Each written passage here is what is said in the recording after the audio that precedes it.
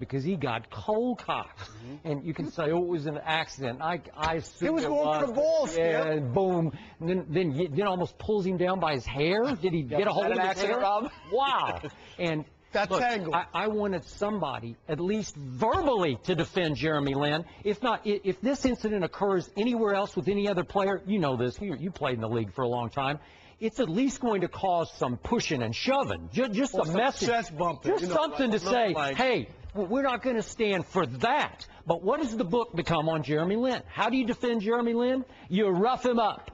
You hard foul him. You knock him down, and you knock him off balance mentally because he hasn't responded very well to getting roughed up. And he stepped right to the free throw line. I think he was woozy, but he bricked both of them. Yeah. And I'm like, Jeremy, at least close the deal for me. You know, give me something here. Yeah. And he was woozy? I think he was a guy. How could you not be a standing 8 count? Yeah. Let's face it. Am I right, Tim Legler? Well, I'll tell you what. You're dead right about the flagrant foul call, and I've really changed 180 degrees on this topic because I played during the 90s, okay? I played against teams like the Knicks and the Bulls and the Heat, okay? Where you drove to the basket, you were afraid somebody's pulling out a tire iron, okay? Yeah. So you had to protect yourself at all times, and it was all about intent when it came to flagrant fouls. Well, they've gone away from that. In the last 5 to 6 years, it's not about intent. It's about results. And if you take a swing at a guy and cold cock him in the side of the head, whether you try to hit the ball or not, they've set a precedent over the last few years that that's going to be called a flagrant foul. So when I saw it live, you can't appreciate it. You have to see the replay. Now, part of that may be why it didn't get called, because it happened so quick. Yeah. You couldn't tell how much. Did he just graze the top of his head? Right. Was he down because he ran into Nahimi after that? No. The replay showed. I mean, he drilled him across the side of the head.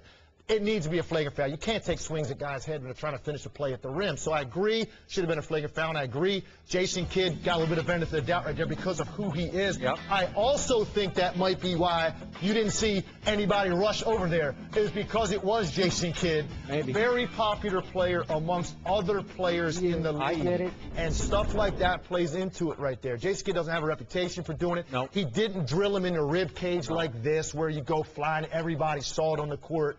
It was a little bit different, and I think that's why the Knicks – I don't think it was because they're not having Jeremy Lin's back. I didn't see it that way. I thought that was more about – it was Jay Kidd. I mean, he wasn't really trying to hurt him. But they should have run us over there at least quicker and picked Jeremy Lin up, if nothing else.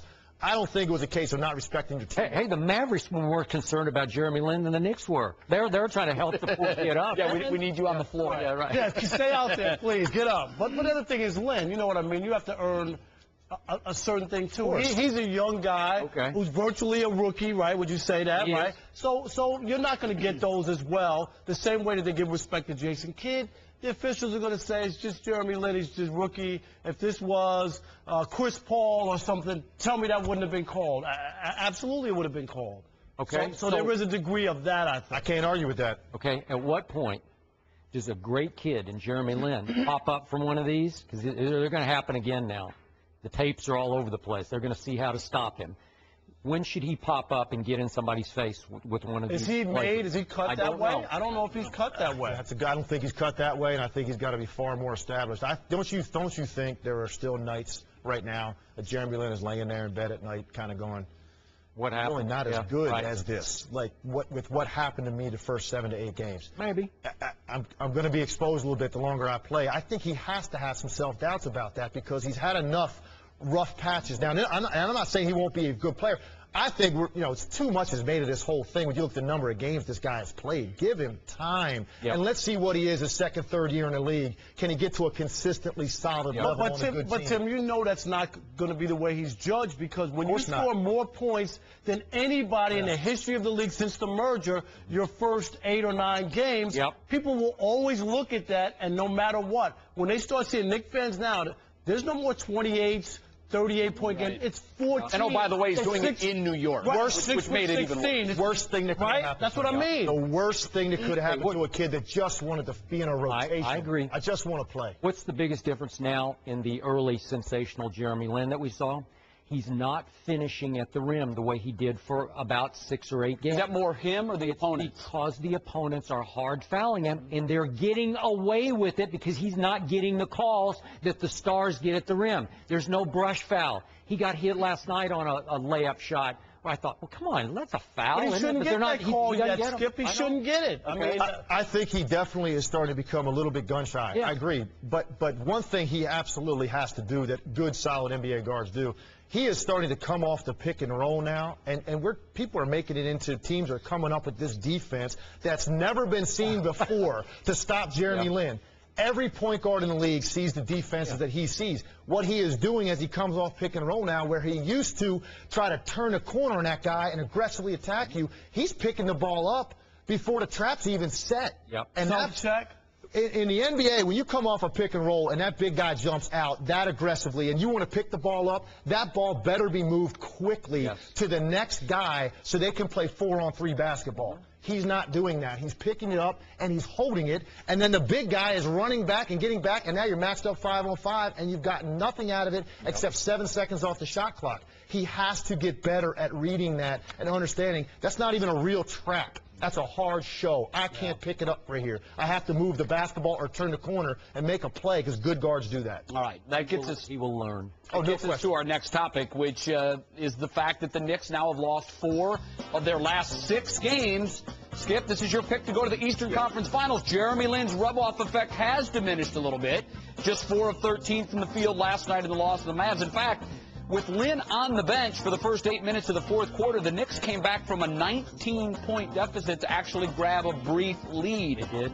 The Knicks are currently 2 games under 500, and if the season ended today, they would be in the 8, which means they would draw the Heat.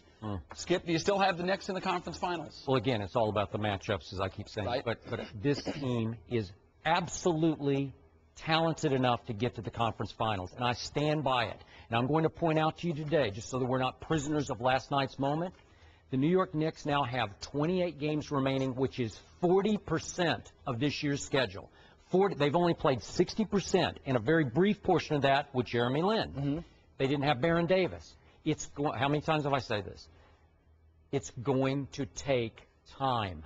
They have all the firepower in place, healthy firepower, although Tyson Chandler's got an issue with his wrist right now. But it needs to gel.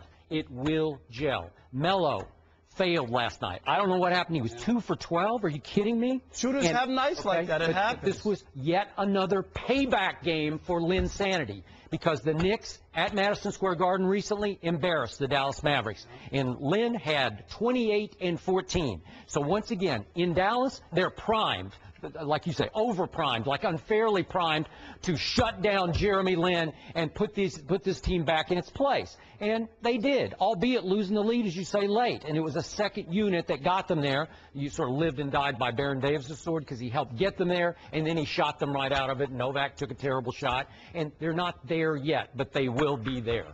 Well, I think there was a couple mistakes made by Mike D'Antoni last night. I disagree with – first of all, I never thought they could get to the conference finals. I had said they can win a series if they get out of the 7 or 8 spot. I think they can win a series. I don't think they're beating Chicago or Miami. I don't care what happens to the Knicks from this point forward, because they only focus on one end of the floor. And the teams at the top can get 6, 7 stops in a row in the fourth quarter to win games and get them back in the game. You need that in the playoffs. You have to have it. You have to. The game's going to slow down. You have to have it. But here's where I think Mike D'Antoni made a mistake last night in two instances.